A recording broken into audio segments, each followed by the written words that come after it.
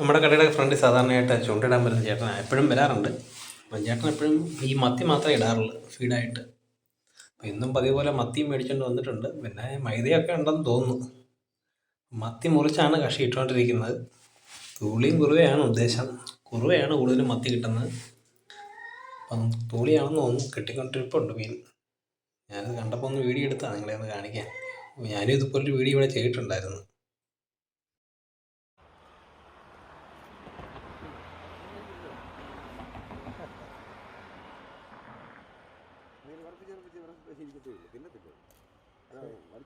ചെറിയ തുളി തൂളി